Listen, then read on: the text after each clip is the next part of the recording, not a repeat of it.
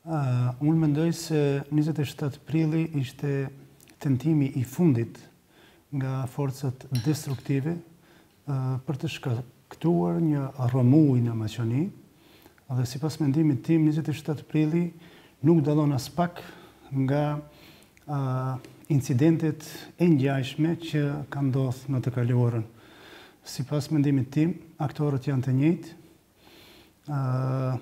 dhe nuk ka asnjë dallim në mendjen time përsa i përket tentimeve të këtyre forcave destruktive për të shkaktuar rrëmuj në Maqoni dhe sidomos në Ballkanin Perëndimor.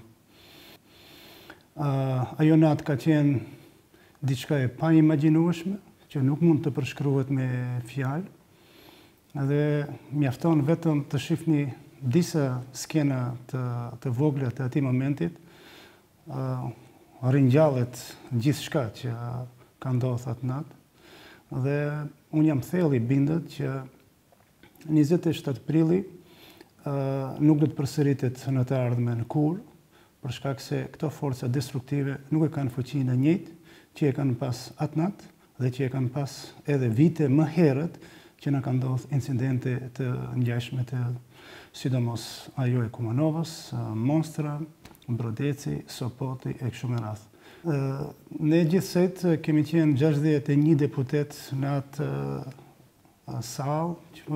mund të them 100 metra katror, duke i përfshi edhe gazetarët që kanë qenë prezentat në atë aty, 10, 15 apo 20 gazetarë, dhe thotë gjithsejt 80 veta kemi qenë vetëm ne në një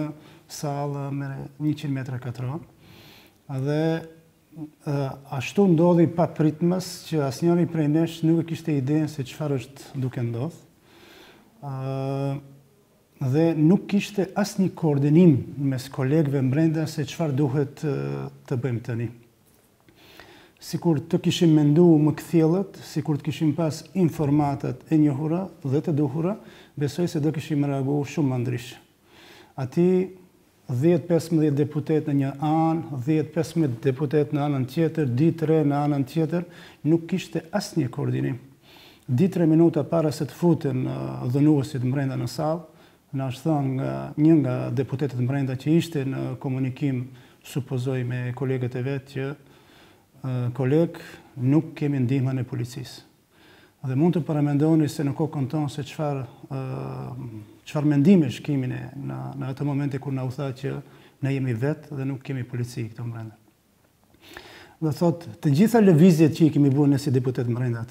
kanë qenë lëvizje instinktive. Sot e kësaj dite kur shoh ato incizime,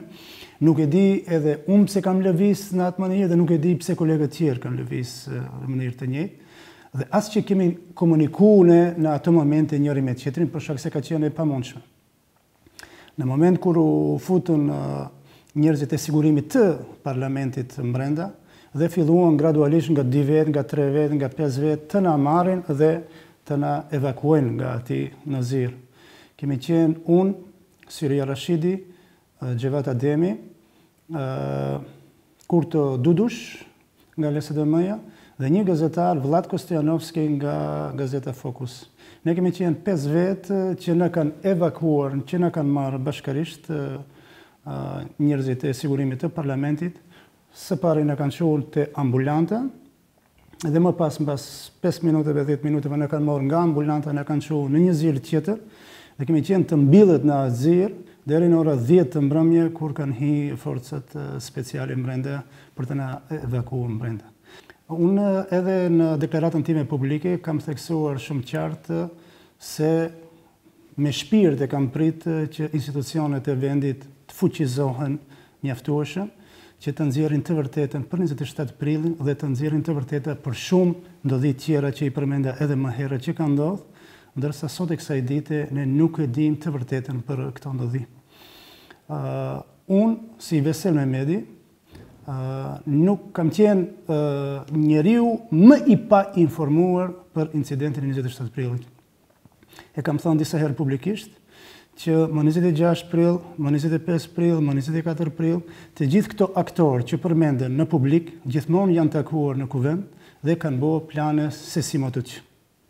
edhe Zjadin Sela, edhe Ali Ahmeti, edhe Gjevat Ademi, edhe Talat Xhaferi, edhe Radmila Shekerinska, edhe Oliver Spasovski, edhe Zoran Zaev, të gjithë kanë pas informata të mjaftueshme për shkak se kanë marrë pjesë në mbledhje të ndryshme që kanë bërë koordinime, që është mjaft normal. Unë atë ditë fare e kam theksuar edhe në dëshminë time që asnjëherë nuk kam komunikuar me personin në fjalë apo me dikën tjetër përse i përket ndodhive. Asnjë informat nuk kam komunikuar me këtë person. Ditëve tjera, si me çdo koleg tjetër që është normale të komunikojmë, edhe besoj se ju dhe publiku në përgjithësi e keni të qartë tani, do media dolen në sipërfaqe me ca komunikime, por që s'ka të bëne fare me 27 prillin, fare s'ka të bëne me incidentin, është një komunikim normal që e flasi me çdo koleg dhe me çdo person. Dhe kur do dalin në sipërfaqe gjithë e vërteta, atëherë do të kuptojmë drejt roli i Ministrisë Punëve të Brendshme, roli i këtyre personave që janë në kuadër të parlamentit, por sërish i përgjigjen dikujt në kuadër të Ministrisë Punëve të Brendshme dhe jo parlamentin në përgjithësi. Unë e theksova edhe më herët që roli i këtyre dhe gjithë tjerëve gjithmonë ka qenë në shërbim të atyre forcave destruktive që e kanë mbajtur peng Maqedoninë për 27 vite.